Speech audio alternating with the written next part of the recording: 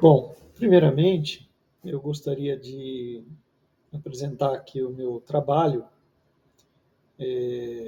Eu sou engenheiro civil, eletricista, sou formado há 25 anos, atuo na área de projetos há mais ou menos 40 anos. Então, minha carreira profissional começou bem antes da minha formação. Nesse período, eu trabalhei em diversos escritórios de engenharia com vários profissionais diferentes, trabalhando sempre com projetos de estrutura e depois desenvolvendo projetos de instalações. Ao longo da minha vida profissional, eu trabalhei também com gestão de obras, trabalhei em vários empreendimentos com obras de grande, médio, pequeno porte. Também fui chefe de manutenção e gerente operacional de alguns dos maiores shoppings em São Paulo e consultor de algumas empresas de facility, onde eu preparava, fazia os diagnósticos e preparava a área de manutenção, né, todas as manutenções preventivas e corretivas dos clientes. Bom, depois desse período em que eu trabalhei em diversos escritórios, eu passei a ser sócio da AID Engenharia, que é um escritório meu, atuando na área de projetos. Então, a AID Engenharia, de fato, existe desde 2000. Nós estamos aí há 24 anos no mercado, atuando com projetos de estruturas e instalações. Então, esse é o meu conhecimento prático aí, a minha vida profissional. E ao longo desse tempo, eu gostaria de compartilhar com vocês diversas coisas que eu fui aprendendo. As técnicas e as tecnologias, elas evoluem ao longo do tempo, desde a minha formação e ao longo desses 40 anos de trabalho. E aí eu gostaria de compartilhar, então, um pouco do que eu tenho da atualidade. E por isso eu estou divulgando esses vídeos e estou montando esse projeto voltado à iluminação LED. Estou preparando outros materiais, mas esse aqui é a parte LED. Então, a AID Engenharia é um escritório de projetos e estruturas, instalações e soluções para os nossos clientes, que já atua há 24 anos no mercado. E aí aqui vamos falar um pouquinho do que a gente pode fazer com o LED. A iluminação LED, como vocês podem ver nessa imagem, uma foto minha de uma loja de rua, aonde rapidamente a gente muda as nuances aí da vitrine da loja, baseado simplesmente em uma alteração aí de uma variação da luminosidade do LED. Aqui são diferentes propostas de projeto, né? Então nós temos uma loja de rua, nós temos uma drogaria, temos um posto, então vocês vão ver aí que são qualidades de iluminação diferentes. Esses projetos não são nossos, tá? São exemplos em que eu captei na rua para a gente apenas apresentar. Você vai perceber que o foco de uma loja comercial é diferente de uma drogaria, por exemplo, pelo nível de iluminação, pela qualidade da iluminação. Também é diferente de um posto, e dentro do próprio posto você vai perceber que a área de vendas tem uma iluminação branca e aquela área ao fundo é uma área de comércio, de alimentação, já tem uma iluminação mais amarela, mais aconchegante. Então, são detalhes que a gente tem que prestar atenção na hora de elaborar o projeto, pensando sempre no cliente final, né? Qual é o objetivo do cliente. Muitas vezes ele não tem essa consciência de iluminação, cabe a nós, como profissional, estarmos orientando o cliente de acordo com aquilo que nós mapeamos dentro do projeto que ele nos apresenta e dentro da proposta comercial, residencial, seja lá qual for. Né? Fazendo um pouquinho do resumo do que nós já falamos no outro vídeo, só para a gente resumir o que são os LEDs. Né? Os LEDs são fabricados em uma pastilha, são basicamente formados pelo fosfeto de galho, fosfeto arseneto de galho, são semicondutores. Como eu já havia explicado, os semicondutores eles têm uma habilidade de condução de energia. E aí, quando a gente forma um diodo, esse diodo ele tem uma polarização direta, onde ele é uma chave em curto-circuito numa determinada tensão, e o que nós chamamos de polarização reversa, que é fora daquele nível de tensão, ele é uma chave aberta, ele não conduz.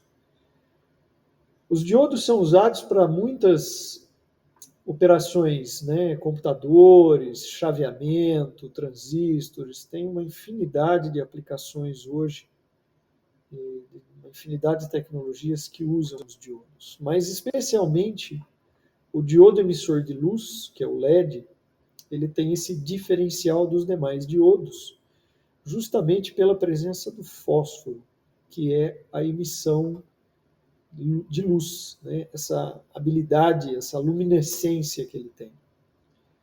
E você vai lembrar que o fósforo da cozinha seu, aquele que acende o fogo, ele brilha bastante. Pois é, aquele fósforo é o mesmo material que se aplica no LED. Por isso que ele tem essa grande luminescência. É uma técnica, né, de se fabricar um componente. Basicamente, devido à presença do fósforo, o LED ele emite luz na cor azul, no comprimento de onda azul.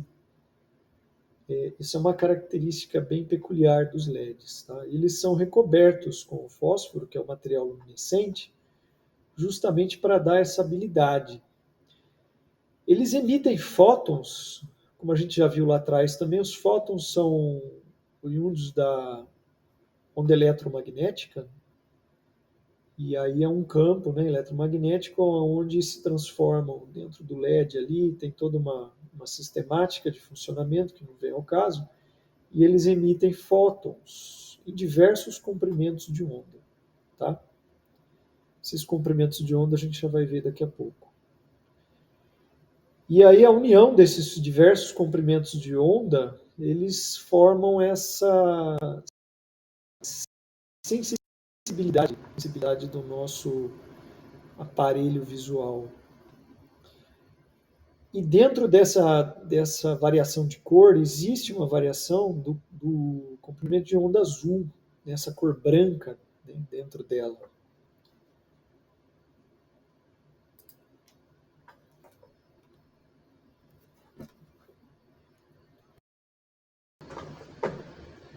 Continuando, a respeito da dispersão de cor, né, em função da variação da qualidade da LED pelo uso do fósforo e desses materiais semicondutores, existem pequenas diferenças de um LED para o outro, de uma fabricação de um material para o outro. Essas diferenças impactam não só na qualidade do LED, mas na iluminação. Tá? E isso vai ocorrer o quê? O que a gente chama de dispersão de cor em relação à curva do corpo negro. O que é o corpo negro? Toda matéria ela possui uma temperatura de cor inerente à sua formação. Essa temperatura, que nós chamamos de temperatura de cor, ela é medida na escala Kelvin. O zero absoluto nunca foi alcançado. Né? A gente não consegue chegar no zero absoluto, bem próximo dele, mas não conseguimos chegar no zero absoluto. E o que representa essa temperatura? Ela é conforme a agitação das moléculas. Então, você tem um corpo que, embora ele esteja estático, ele possui ali os átomos, e aqueles átomos estão em movimento, os elétrons e tudo mais, e ali tem uma interação, e aquilo dá uma atividade para aquele corpo. Essa atividade, embora você olhe uma parede, uma mesa, alguma coisa, são corpos rígidos, fixos, mas aquela matéria possui uma atividade interatômica. E essa atividade gera uma determinada temperatura de cor, que é o que nós chamamos de escala de cor, que ela reflete aquela cor para a qual ela não absorve. E o corpo negro, que é o ideal, ele absorve todas as cores e reflete todas as cores. Então ele é uma matéria absoluta que tem a capacidade de absorver todas as cores e a capacidade de refletir todas as cores. Ele é um corpo negro, ele é ideal, ele não existe de fato, mas ele é uma idealização para a gente poder trabalhar com essa escala. E aí você vai perceber, por exemplo, na fusão do aço, o aço, quando ele está na forma sólida, ele é escuro. Quando ele entra para a fusão, se você procurar vários vídeos aí na internet, você vai encontrar. Quando ele entra para a fusão, ele vai começando a ficar amarelo, perto daquela temperatura de fusão dele. Depois ele entra no estado líquido e sólido, que é uma mistura, ele vai ficando mais avermelhado. Quando ele está completamente fundido, ele é bem rubro, bem vermelho. E se você continuar fornecendo energia para ele entrar no estado de evaporação, o aço pode chegar na evaporação, mas ele precisa de uma energia muito grande, ele fica azul. Então ele vai mudando de cor de acordo com o estado de agitação dos seus átomos. Isso é o que nós chamamos de temperatura de cor. Reflete aquela agitação daquelas moléculas, daqueles átomos. Então o corpo negro ele é o ideal, ele absorve todas as cores e reflete todas as cores. Ele é usado para se fazer os comparativos. Tá? Na emissão eletromagnética, nós temos um espectro que vai ali dos raios gama até as ondas de rádio, que são as que nós ouvimos, né? As audíveis. E aí existe ali uma faixa bem estreita, que é aquela que sensibiliza o nosso aparelho visual, que é o espectro da luz visível. Ela varia de 380 nanômetros até 760, 780 nanômetros. Ela vai ali do violeta, né, para o vermelho. Então existe, logo abaixo desses 380, a luz ultravioleta, que já deixa de ser visível, e acima do vermelho, o infravermelho. O infravermelho você deve conhecer, que é o que o seu controle remoto da televisão usa para se comunicar, o controle do ar-condicionado, eventualmente seu celular. Eles são comunicações feitas com base em feixes de luz infravermelho, que não é visível ao olho humano, mas é perfeitamente compreensível entre os aparelhos, o equipamento que emite e o equipamento que sensibiliza e o que é sensibilizado. Tá? Então, a luz visível, a qual nós conhecemos, ela está dentro desse espectro. Vamos dizer aí que vai ali dos 400 aos 700 nanômetros. Tá? E aí existe o diagrama de cromaticidade, que foi criado pela comissão.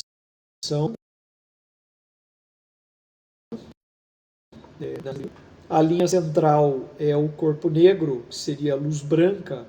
A luz branca fidedigna está em cima dessa linha preta, dessa curva, né?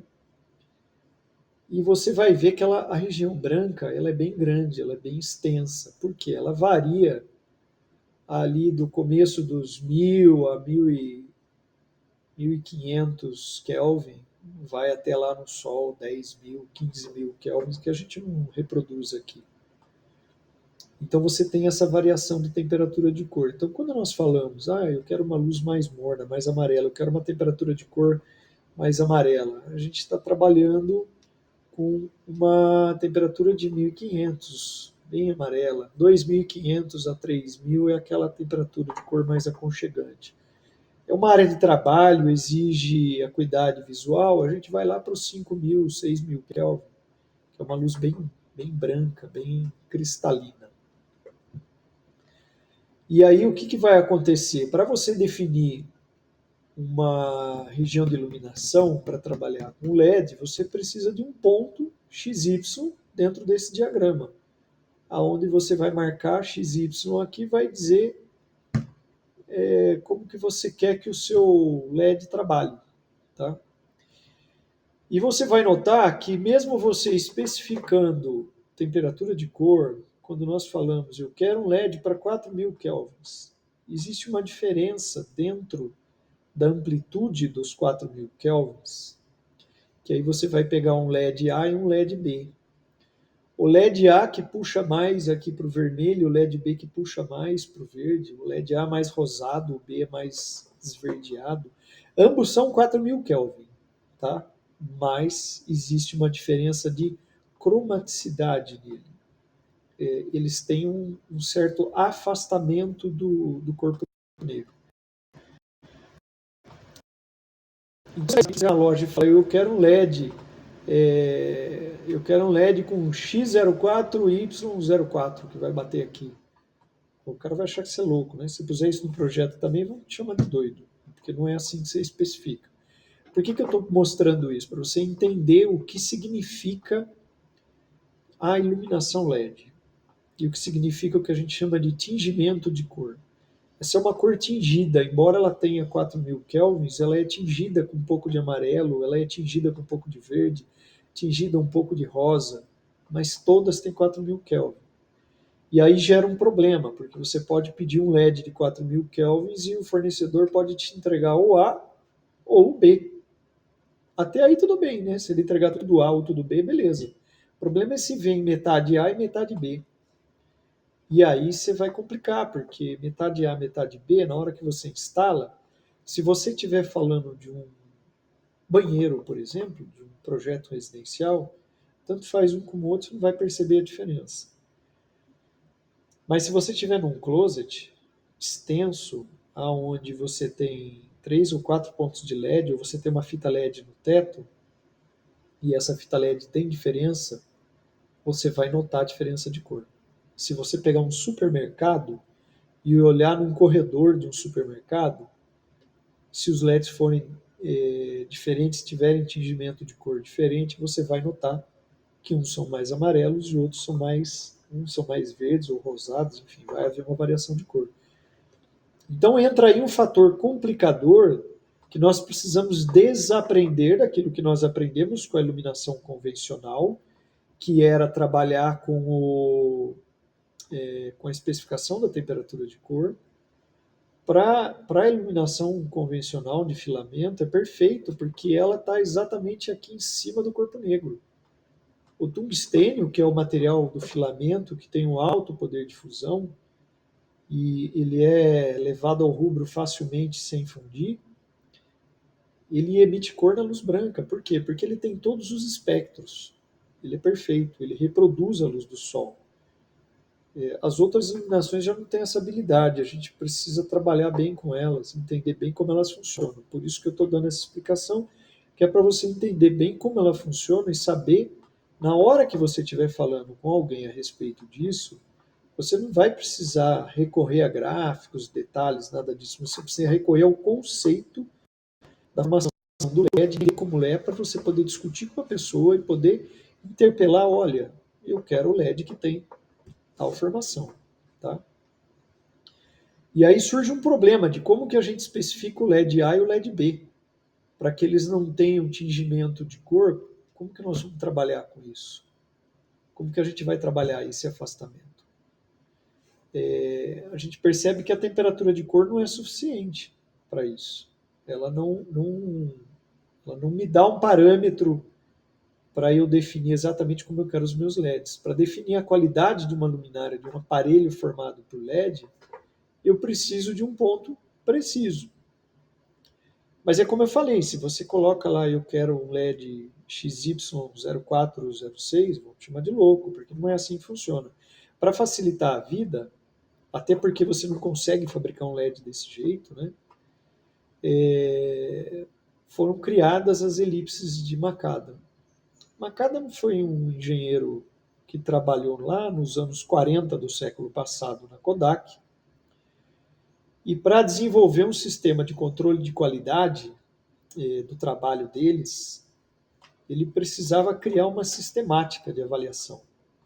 Ele enfrentou essa dificuldade nos anos 40.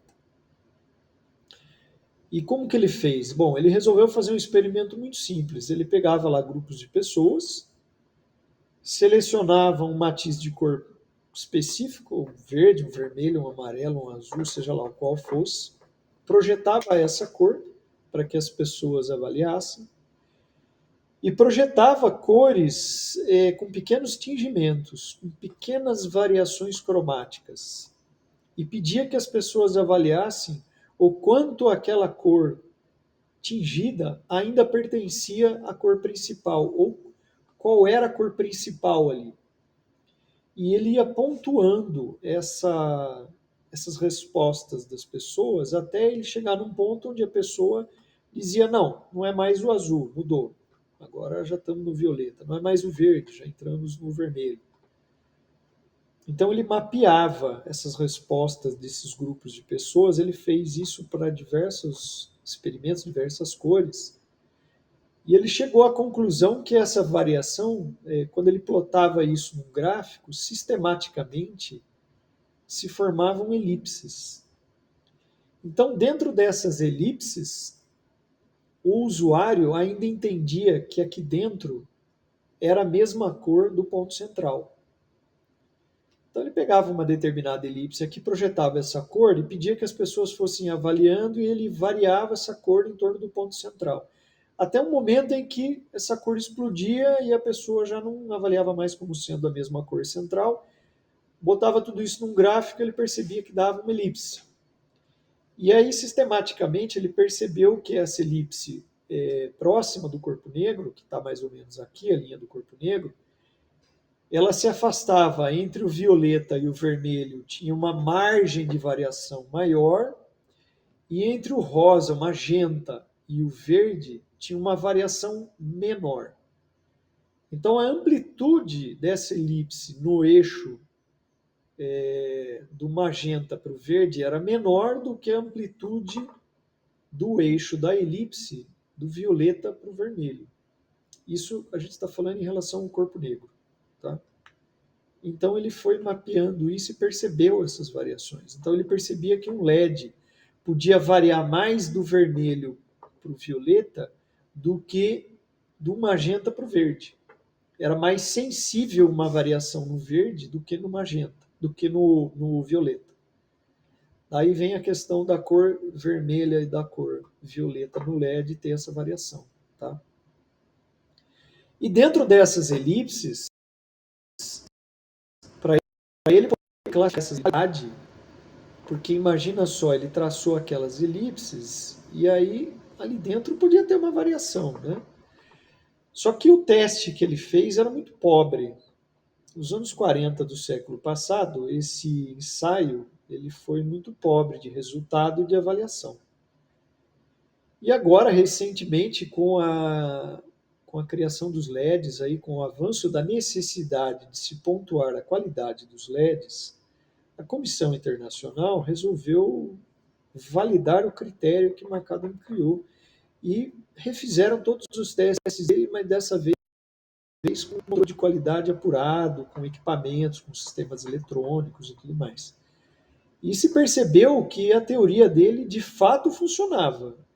Ele de fato tinha razão, embora o experimento fosse pobre, o conceito é totalmente válido. Por isso que se deu o nome de elipse de McAdam, em função do criador desse primeiro ensaio.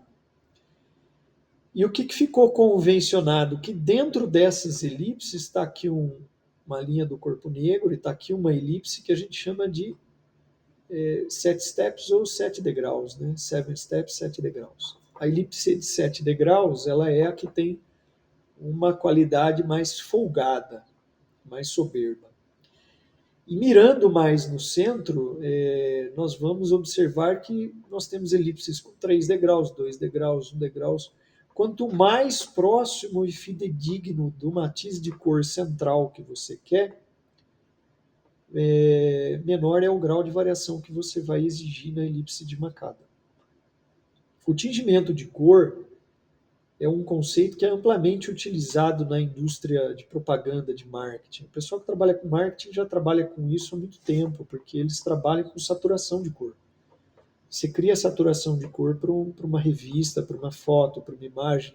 As telas de alta resolução de TVs hoje LED têm saturação de cor elevada, por isso que você vê aquela cor exuberante do mar azul, né? Você passa na frente da loja, está sempre lá uma TV de LED projetando um mar lindo, maravilhoso, aquela água cristalina, aquele azul esplêndido, Aquilo é uma saturação de cor. Aí você pega o avião aí, vai viajar para aquele lugar, você chega lá, senta na praia, olha, e não é bem aquele azul que você via na televisão, né? Ou numa foto de uma revista. É porque ali ela tinha uma cor saturada. E a cor real nem sempre é assim. A iluminação de filamento não dava essa possibilidade para nós, mas o LED trouxe essa possibilidade real, ao vivo, de você saturar a cor do ambiente. Aquilo que o pessoal de propaganda e marketing faz no papel, na tela do computador, ou na tela da televisão, agora nós conseguimos fazer com o LED na vida real. Você consegue saturar a cor de um determinado objeto, pensando no uso do LED. Você vai no supermercado, você vai ver, eu já coloquei esse stories no meu Instagram, você vai perceber que uma maçã vermelha no setor de verduras, ela é extremamente apetitosa e vermelha. Aí você pega ela e vai lá no setor de higiene pessoal, que a luz é branca, e dá uma olhadinha naquela maçã e vê se ela é tão vermelha como ela estava lá no setor de verdura. Isso é porque lá ela tem uma saturação de cor maior. O setor de bolos e de pães, maravilhoso. O setor de carnes, os refrigeradores de carne, os expositores de carne, hoje, se você for olhar, eles têm um LED embutido por trás da porta, no roda-teto dele, e esse LED ele tem essa habilidade de dar essa saturação de cor para aquela carne que está ali. Então você olha de longe, ela chama atenção. Então quando você projeta um supermercado, por exemplo, você tem que pensar na cor de fundo. Na padaria, geralmente você vai usar um amarelo, vai botar um azulejo amarelo, bege, alguma coisa assim, e vai pôr uma saturação de cor intensa ali, para que aqueles pães tenham realce. No setor de frios, ou no setor de carnes, você vai trabalhar com um plano de fundo mais avermelhado. E aí você vai botar uma saturação de cor avermelhada, para você ressaltar as cores ali da carne, daquilo que você está vendendo. No setor de produtos de limpeza, você vai trabalhar com uma iluminação branca.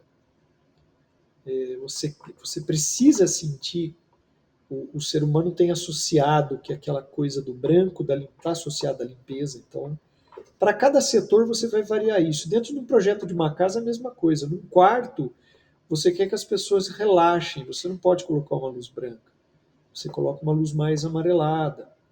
Numa área gourmet, onde você vai ter preparo, talvez você bote uma luz um pouco mais branca, mais intensa. Na área de serviço, luz branca, intensa, limpeza. Né? Então, assim, o escritório vai depender da acuidade visual que o trabalho vai ser exigido. Então, existem essas variações. E dentro dessas variações, quando você vai especificar um LED, você tem que pensar não no ponto XY do gráfico, mas o quanto em degraus na curva de Mercalli. Então, se eu quero um LED de extrema qualidade, um degrau. Se eu posso permitir que esse LED tenha uma variação mais folgada da tonalidade de cor, eu vou para 7 degraus. Então, é aí que você vai traçando as especificações do seu material. Os fornecedores hoje, fabricantes de luminárias e LEDs, não estão totalmente adequados a esse linguajar e nem a essas especificações. São poucos que têm essa especificação, mas é uma tendência da indústria porque é inevitável que isso seja rapidamente absorvido por todo mundo. O importante é você botar isso no seu projeto e fazer essa especificação. E quando você estiver fazendo uma obra, tomar os devidos cuidados quando você for comprar um LED, prestar atenção na qualidade dele para você não colocar o LED com dois tingimentos de cor diferente, que vai ficar horrível. Se for no supermercado, então nem se fale, uma farmácia, né, horroroso, ou mesmo numa casa dentro de um closet, se você variar a cor do LED, a pessoa vai se sentir mal, porque o ser humano, quando tem essa variação, sensibiliza o aparelho visual. Mais para frente a gente vai ver como funciona isso, eu vou mostrar o funcionamento do aparelho visual humano em outro vídeo, e aí você vai entender que sensibiliza o aparelho visual e a pessoa gera um certo transtorno para ele. Então, muito cuidado, muita atenção nisso, tá? E aí nós vamos ter as diversas curvas traçadas dentro, em volta do corpo negro, mas dentro de uma faixa que vai ali dos acima dos 2.500 Kelvin, vai até os 7.000 Kelvin. Isso aqui é um pouquinho da escala que nós temos aqui, do corpo negro, é essa ampliação aqui, aonde nós colocamos as diversas curvas, por exemplo, essa traço intermitente com azul mais claro, 7 degraus, 68,376, 4 degraus, é um pouco mais restrita. Então você vai ter aqui diversas curvas que estão em torno do corpo negro e permitem uma determinada variação. E quanto mais restrita essa variação você vai querer, é o que você vai determinar quantos degraus você quer dessa curva. Então, anota aí. Anotação importante para a especificação do LED. Segunda anotação importante, além da temperatura de cor, o número de degraus na curva de McAdam que você vai permitir que o seu LED possa ter. Perfeito? Bom, conclusão até aqui é que só com temperatura de cor não é possível você especificar uma luminária. Se você pegar um projeto que tem somente a especificação temperatura de cor, não vamos dizer que ele é falho, mas não é suficiente para você adquirir um LED. Corre-se o risco de você ter LEDs com variação de qualidade, e aí, se não tinha aquela especificação de qualidade, você não vai conseguir ter esse controle mais apurado. Não vai conseguir cobrar de que do seu arquiteto, o engenheiro que esteja executando a obra, essa afinidade, não vai conseguir cobrar do seu projetista, do seu designer, também porque não veio essa especificação. Tá? Na prática, a gente precisa entender o que nós estamos iluminando, se é o ambiente interno ou externo.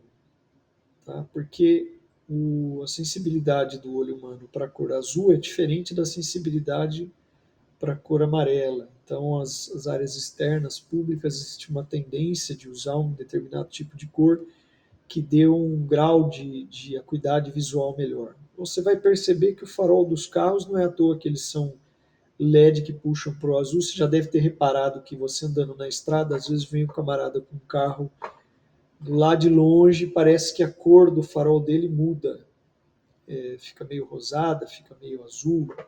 Na verdade, ele não faz nada. É que o foco é tão estreito, o facho daquele LED, que qualquer variação da distância da projeção daquele feixo já provoca o tingimento de cor dele. Por quê? Porque aquela lâmpada, a Osram tem essas lâmpadas, né? A maioria das lâmpadas dos veículos automotores são Osram. Elas têm essa habilidade de ter um feixe muito concentrado, num ângulo muito restrito, e fora daquele ângulo você já tem um tingimento. O motorista precisa, ele não precisa de uma amplitude, de uma abertura de ângulo grande para ver. Para ele não é muito importante isso, para ele o foco é bem no visual, até porque você não interfere com os carros vindo na contramão. Então a habilidade da luminária e do LED do farol do carro é justamente essa, tá? Bom, vamos dando sequência. Aqui tem dois exemplos, onde é fácil de perceber, por exemplo, um closet, onde nós temos uma iluminação mais puxada para um tom amarelo, onde você quer dar um ambiente mais agradável para uma pessoa. E a outra é uma locadora, uma expositora de veículos, onde você vai puxar para um tom mais azul, onde você quer dar chamar mais atenção para a qualidade do veículo. Tá? Então, nitidamente você percebe que trabalhando as cores de fundo e a iluminação, você tem uma variação drástica da recepção do calor humano que o ambiente tem. E pensando na habilidade do tingimento de cor que o LED tem e da capacidade de saturação dele, o LED não está mais só iluminando, como você fazia antigamente com uma lâmpada convencional. Você quer um dormitório aconchegante e agradável para o seu cliente sem sofrer com LED? Coloca uma lâmpada halógena. A lâmpada halógena, ela é perfeita no corpo negro. Se você botar uma lâmpada halógena 2700 Kelvin num quarto, perfeito. O sono maravilhoso, é, as reações biológicas do corpo humano para essa temperatura de cor são perfeitas, e a halógena tem uma distribuição de comprimento de onda perfeito, uniforme. Então, você quer trabalhar com uma iluminação legal dentro de um quarto, não põe o LED, põe a halógena. Mas você quer trabalhar com uma saturação de cor, então você tem que pensar na cor do ambiente e na habilidade de saturação que esse LED vai dar nesse ambiente. Então, você pode pegar um ambiente mais azulado e pôr uma saturação puxada para o azul, e esse azul vai ressaltar os olhos.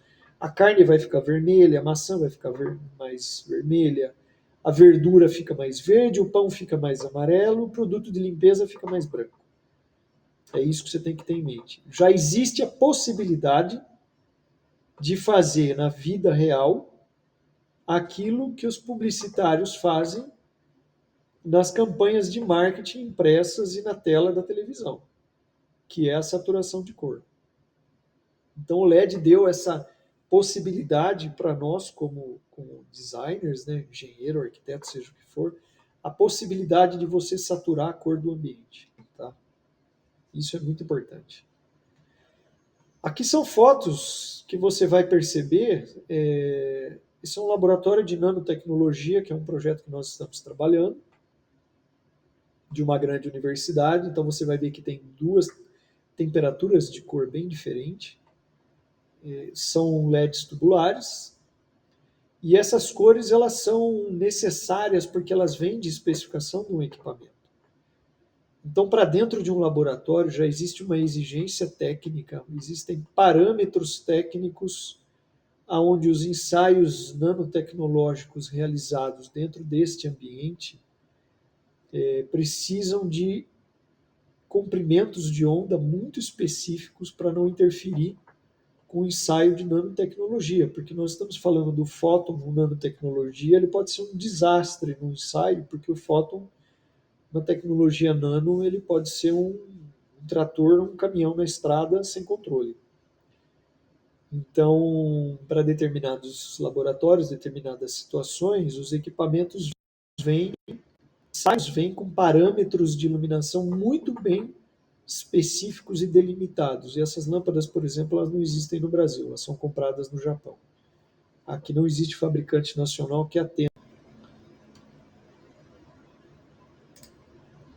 Bom,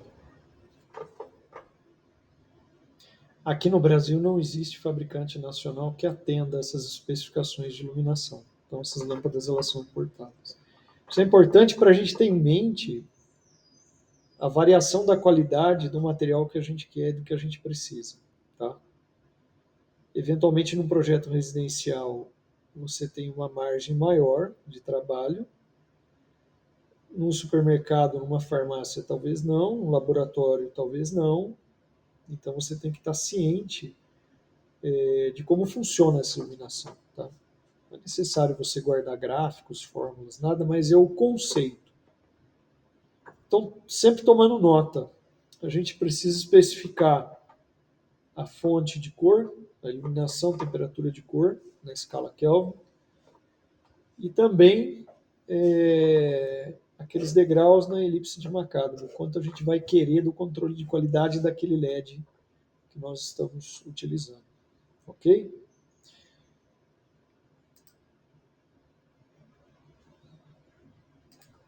Continuando aqui, existem algumas recomendações com relação à vida útil da iluminação.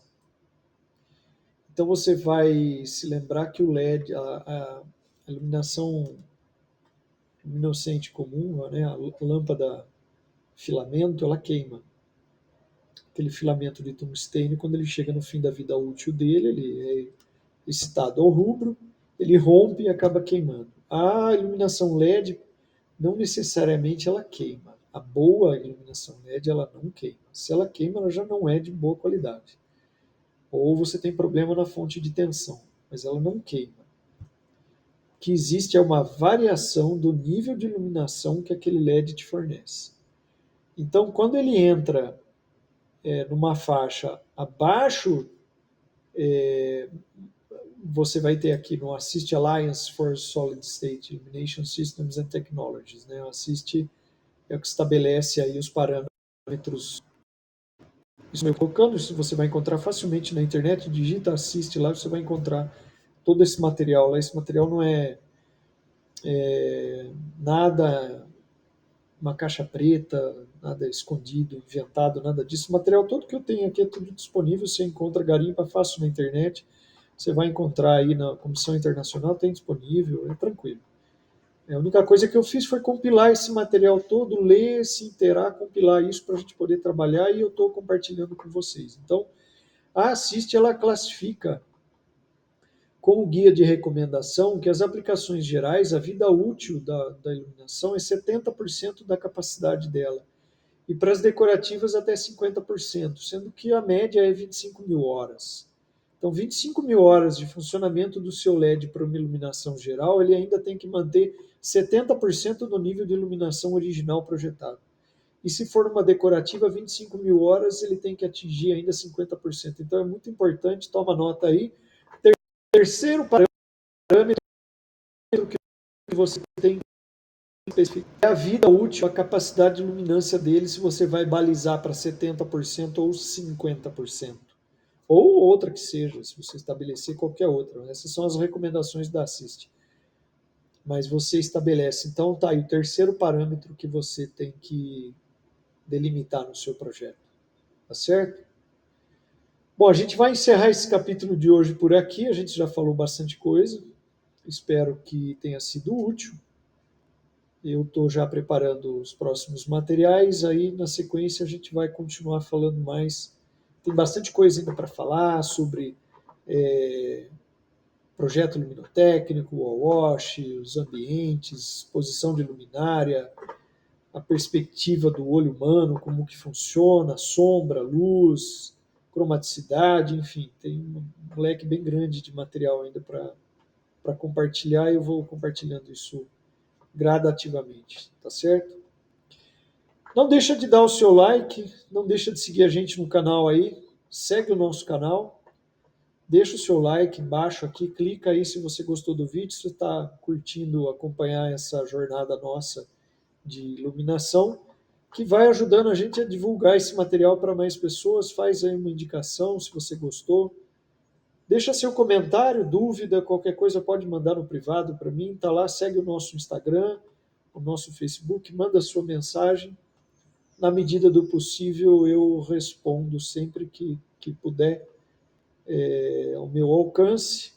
Sempre possível, eu vou estar pesquisando, vou estar respondendo, tirando as dúvidas aí. Então, manda sua dúvida, deixa o seu like, acompanha o nosso canal e vamos para o próximo capítulo aí, que tem bastante material para a gente falar.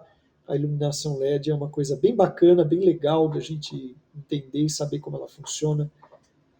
Então, eu estou preparando esse material aí, a gente se vê nos próximos capítulos aí, os próximos episódios. Tá legal?